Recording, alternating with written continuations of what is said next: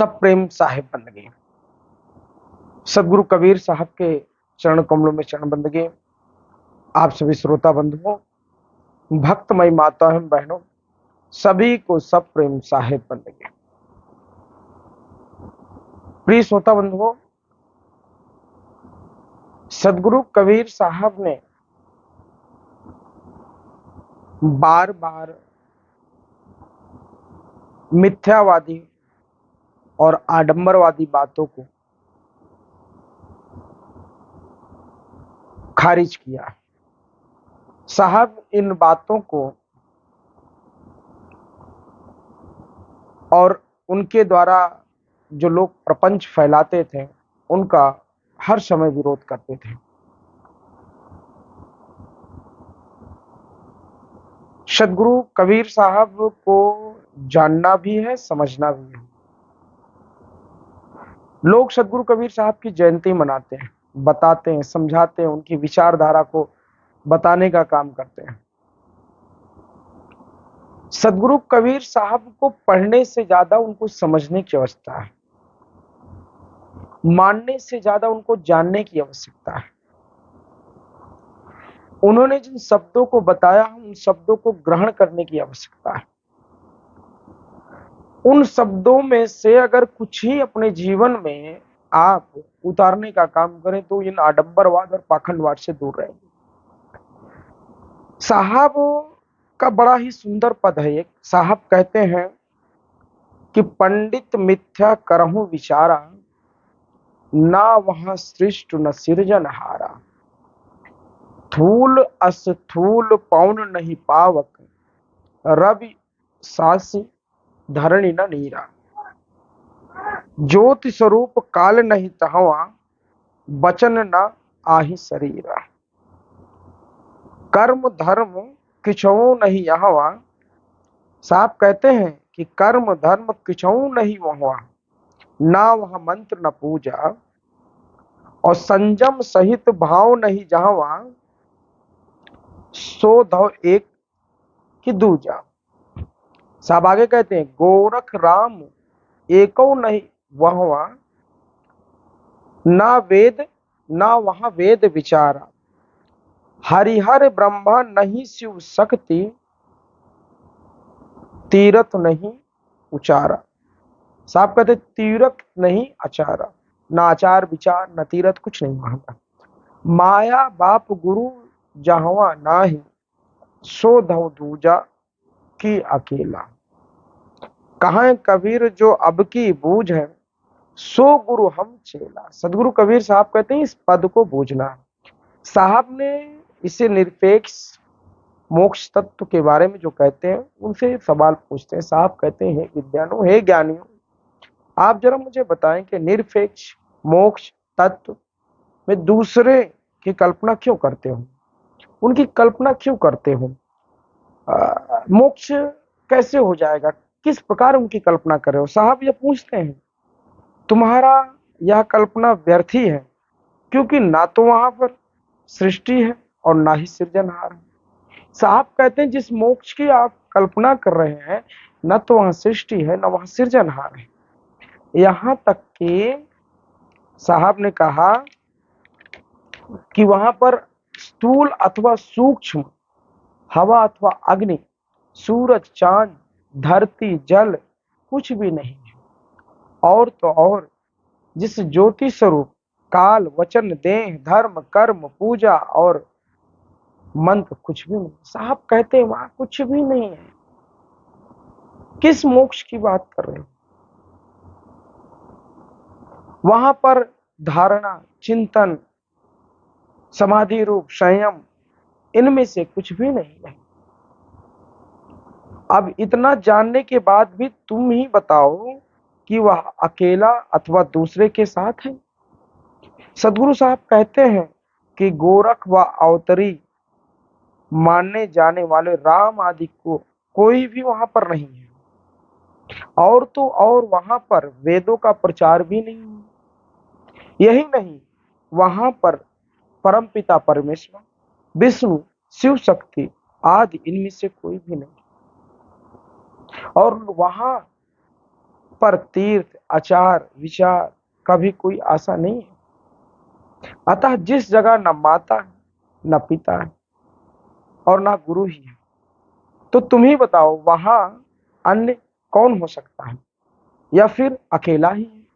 सदगुरु कबीर साहब कहते हैं, जो मनुष्य इस तत्व का बोध कर ले वही मेरा गुरु बनने के काबिल है, और उनकी महानता स्वीकार कर अपने उसका चुल उसे अपना चेला बना लूंगा।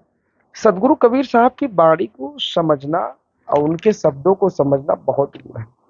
साहब यह दर्शाते हैं कि जो कुछ भी है इस संसार में, यहीं पर मोक्ष है, यहीं पर धर्म है, यहीं पर अकर्म है। यह जो मानव तन आपने पाया, इस शरीर को पाकर आप मोक्ष की तलाश कहीं और करने जाते हैं, धर्म की तल के आड़ में आप गलत काम करते हैं, जात मजहब और संप्रदाय में आप बढ़ जाते हैं, मानवता भाईचारा प्रेम इन सबको भूलकर आप अपनी आगे कहने में लगे रहते हैं कि मैं बड़ा आप बड़ा, मेरा गुरु बड़ा तेरा गुरु छोटा। इन सब में पढ़ के मिथ्या ही अपने इस मानव तन को, इस जो जिसे सचमुच में मोक्षदायिनी कहा गया, मोक्ष रूपेण जो इस शरीर को पाकर आपको ज्ञात ही नहीं है कि इतना सुगम रास्ता आपको मिला, जिसे भक्ति करने के बाद, भक्ति और उस भक्तिमय जीवन जीने के बाद निश्चित ही मोक्ष की परिकल्पना ही करना व्यर्थ है।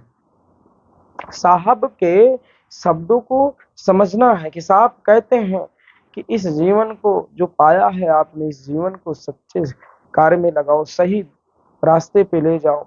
लेकिन यहाँ क्या चल रहा है, लोग धर्म के नाम पर बंटाधार भी कर रहे हैं, कोई पूजा पाठ के नाम पर लूटने का काम करता है, कोई धर्म के नाम पर बकरा मुर्गी भैंस कटाने का काम करता है, कोई कुर्बानी देने का काम करता है, कोई बहुत सारे मंदिरों में देखा गया जहां पर आज भी बलि प्रथा है।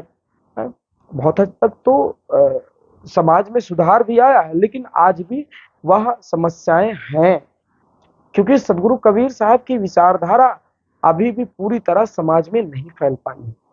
लेकिन सदगुरु कबीर साहब के शब्दों को लोग मानने लगे हैं, उनको जो उन्होंने कहा है बिल्कुल सही है। अभी आपने देखा होगा जिस समय कोरोना काल आया था, उस समय जितने भी मांसाहारी थे ना, ये सब दुबक गए थे। भेड़ बकरी मांस ये जो खाने वाले थे ना, इनको सब साग सब्जी अच्छे अच्छे फल फ्रूट के याद आते। अब जरा सोचिए, एक कोई जंगली फल था चाइना का, वो लोगों को लिए कहते वरदान साबित हुआ, केवी फल, उसे कोई पूछता नहीं था। चाइना ने लाया, आप सभी ने उसको बड़े चाव से खाया। लेकिन आपकी इस भारत की धरा पर, इस हिंदुस्तान की धरा पे अनेकों अनेकों ऐसी औषधियां हैं, अनेकों अनेकों ऐसे वृक्ष हैं जिनसे आपका इम्यूनिटी सिस्टम भी अच्छा रहता है, आपका डायग्नोसिस भी अच्छा रहता है और आपकी दैनिक दिनचर्या भी सही रहती है। आपके लिए फल फ्रूट है खाने के लिए, लेकिन आप मांस मदिरे का सेवन करते हैं, आप मांस का सेवन करते हैं जो राक्षस योनि के लोग करते हैं। कुछ लोगों को बुरा लगता है कि सदगुरु कबीर साहब के जो भी शिष्य होते हैं, सदगुरु कबीर साहब को जो मानने वाले लोग होते हैं, वो राक्षस कहते हैं मनुष्य को। तो साहब आपको मनुष्य तन मिला है, इस मनुष्य तन को पाकर अगर राक्षस प्रवृत्ति के जीवन जिएंगे तो निश्चित ही राक्षस प्रवृत्ति ही कहे जाएंगे। रावण बहुत बड़ा ज्ञानी था, बहुत बड़ा वो था, लेकिन उसके जो क्रियाकलाप थे, उसके जो चाल चलन थे, उसके जो उसका भोजन और उसका रहन सहन था, वो क्या था, उसी कारण वह राक्षस कहा गया। विभीषण को क्यों उसे भक्त कहा गया, राम भक्त कहा गया, क्यों कहा गया? क्योंकि उसी कुल में रहकर उसकी ये मनोदशा और उसकी स्थिति देख। यह आप पर डिपेंड करता है, यह आप पर लागू होता है कि आप बनना कैसा चाहते हैं। आपको समझना है कि आप किस राह पर चल रहे हैं। साहब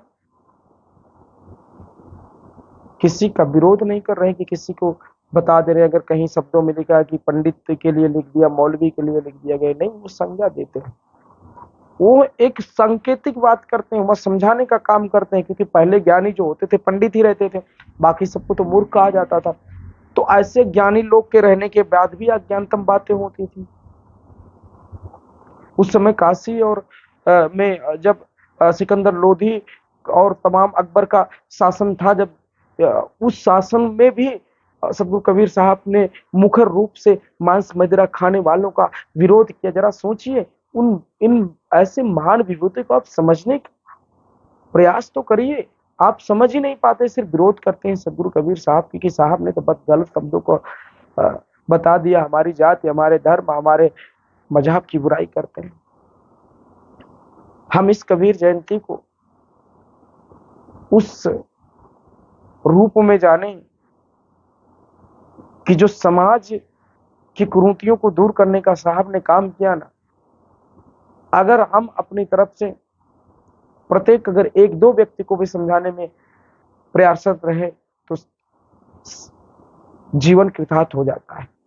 कम से कम अगर हम एक और दो को समझाने का प्रयास करते हैं, अगर अपने जीवन में एक दो को भी बदलने का काम आपने कर लिया, तो वो एक दो जो बदलेंगे, दो वो जरूर एक दो को बदलेंगे।